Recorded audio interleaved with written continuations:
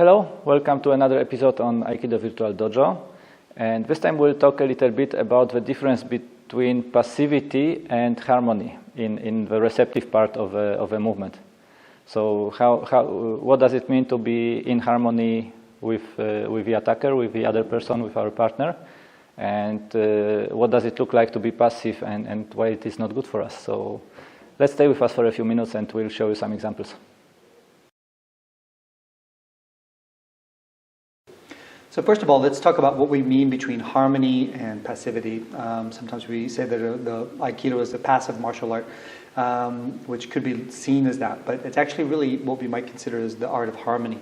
Harmony just means that everything's in balance, that everything is working together. So nature kind of balances itself out if you see these things. Now it's not always nice. It actually can be quite destructive, and it doesn't always seem to be always receptive. There's a lot of active part in that harmony too.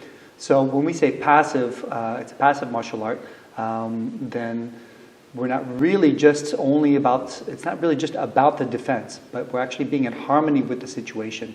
So let's take a look at some examples about what that might look like in our Aikido practice. Okay, so let's take a look at some physical examples and techniques, for example, where we can show this difference between harmony and passivity.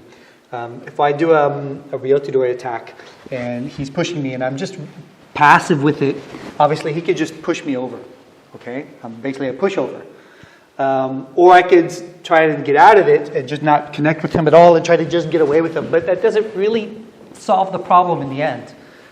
So when we're in harmony, we actually need to be appropriate or in contact with what's going on, with the situation, and this means our partner. So I might need to connect. And there is something passive about it, but there's also something a bit active about it, that I'm actually being with the situation. Okay? Now, in this situation too, if the attack seems to be a little bit more intense, so let's say he's going to just do an attack, he's going to strike, and I could try and stop it, but that might be difficult for me. Right? So I want to be in harmony with this, meaning that I want to be appropriate with it. So as he comes in, I might be able to connect with it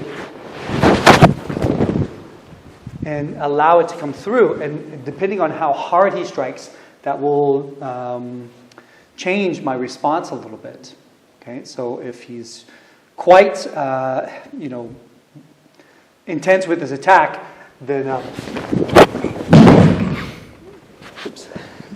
it might come out in quite an intense result. And that's not necessarily being passive or just receptive, but it's just being appropriate with what's going on.